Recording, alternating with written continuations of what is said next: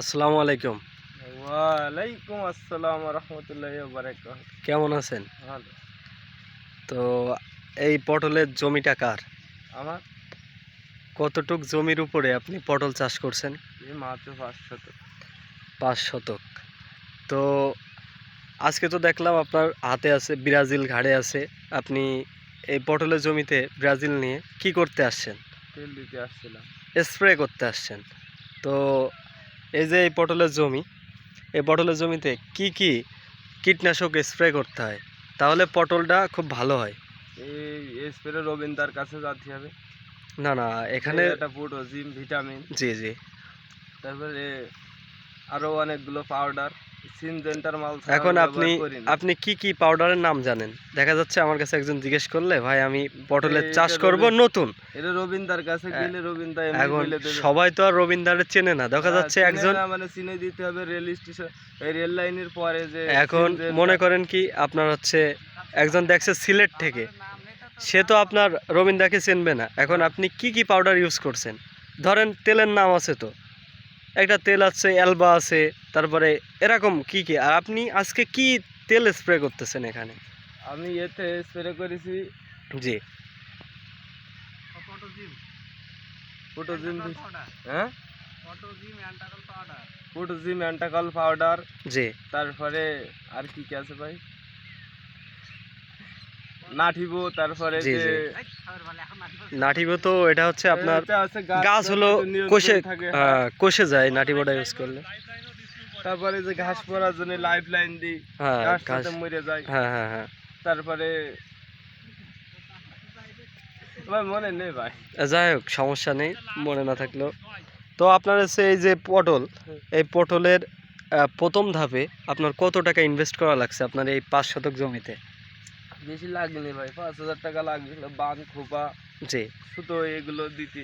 মানে আপনি যখন ১ম পটলের জমিতে এই পটল তো বীজ দিয়ে হয় না। এই পটলটা লাগাতে হয় কি মাধ্যমে? এই যে লতা লাগাতে হয়। এই যে এই এই লতা। লতা এই লতা কিভাবে লাগাতে হয়? এই এতটুকু পরিমাণ কাটতে হবে, কেটে মানে লাগাতে এক হবে। হাত বা এক বিদ্ধেক অন্তর কেটে ওই লতা মাটিতে রোপণ করার পরে ওই জায়গা থেকে যে গাছ হবে সেই গাছ থেকে আপনার হচ্ছে এই পরিপূর্ণ পটল গাছের একটা বাগান হবে, তাই তো? জি জি। ও আচ্ছা। আমি যে কথা বলছিলাম যে এই যে পটল, আপনার এই যে পটলটা একটার পর একটা ধরে আছে, তো এই ধরে থাকা রহস্যটা কি? আপনি কিভাবে এই পটলটা তৈরি করলেন? এই পটলটা রাত্রে ফুল ছোঁয়, ও আপনার সকালে হচ্ছে ফুলও ভালো ফোটে, গাছও ভালো আছে। এখন পুরুষ ফুল আর স্ত্রী ফুলের হ্যাঁ, সংস্পর্শে স্ত্রী নিয়ে ফুল, পুরুষ আর আপনার হচ্ছে পটলটা পুরুষ আর নারী পরিপূর্ণভাবে মিলে তৈরি হয়। সংঘর্ষণ যখন হ্যাঁ, করা হ্যাঁ, হ্যাঁ, হয় হ্যাঁ, হ্যাঁ। তখন দাঁড়ায় যায়। ঠিক আছে, সমস্যা নেই। সংঘর্ষের ফলে এই পটল পরিপূর্ণ হয়। তবে আরেকটা কথা জিজ্ঞেস করি, বর্তমান পটলের বাজার কেমন চলছে? মানে হাপ কত টাকা কেজি? হাঁপাই গেছে আবার আইকলা বাস। মানে আইকলা বাস বলতে আমি বুঝিনি। এই যে আইকলা বাস বোঝো না তুমি? না, না। মানে গিরিয়ে বাঁধে কুঞ্চি হ্যাঁ, সহ হ্যাঁ, ঢুকাই সে দিয়ে আমার বুঝলাম। কাছে।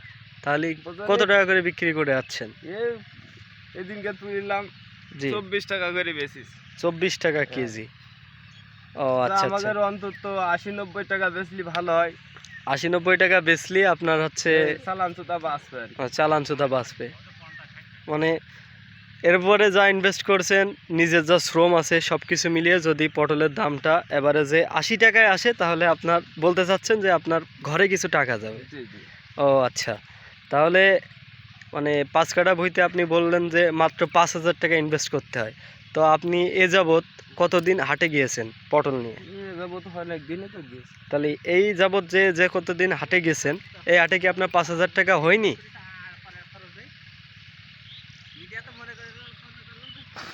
এই অ্যাভারেজ তো মিলে জি। 3 লাখ খানিক টাকা হয়েছে। ও, তাহলে আপনি বলছেন যে চালান ছুতা কোনো কিছু বাঁচছে না।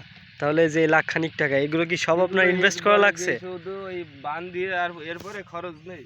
ও, এই যে সেচ দিতে হয়, ও আচ্ছা, আমাদের আচ্ছা। এই মাঠে একটা মোটরের দরকার, সে মোটরটা নেই।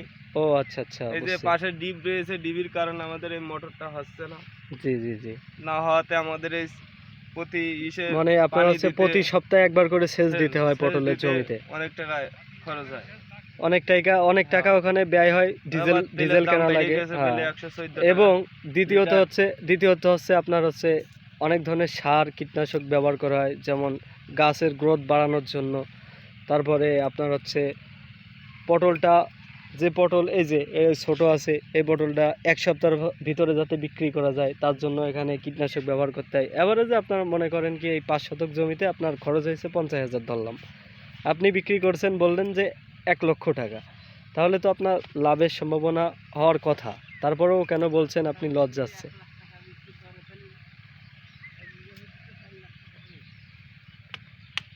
যে বলতেছেন যে লসের সম্মুখীন হচ্ছে, এই লসটা কোথা থেকে হচ্ছে? লসটা কোথা থেকে হচ্ছে মানে খরচ হয়ে যাচ্ছে ও বেশি, আপনার হচ্ছে বাজারে নিয়ে যাচ্ছে আপনি গাড়ি যতটুক ভাড়া আছে, এই তুলতে লোক লাগে। যতটুক মানে এই জায়গার থেকে আর্নিং হচ্ছে তার থেকে কিছু সংখ্যক বেশি আপনার খরচ হয়ে যাচ্ছে। হ্যাঁ। হ্যাঁ, বুঝতে পেরেছি। তো আপনার কাছে এই ভিডিওর মাধ্যমে যদি কেউ আমার কাছে বলে যে ভাইজান আমার কিছু লতার প্রয়োজন, তা আপনি কি এই পটলের লতা সংগ্রহ করে দিতে পারবেন? অবশ্যই দিব।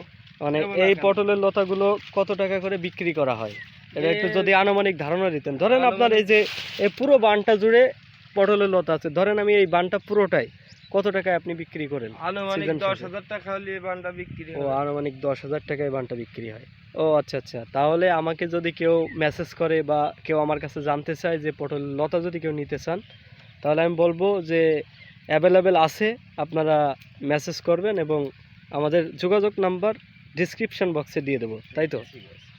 অসংখ্য ধন্যবাদ মূল্যবান তথ্য দিয়ে সহযোগিতা করার জন্য। ভালো থাকবেন, সুস্থ থাকবেন। আসসালামু আলাইকুম। ওয়ালাইকুম আসসালাম।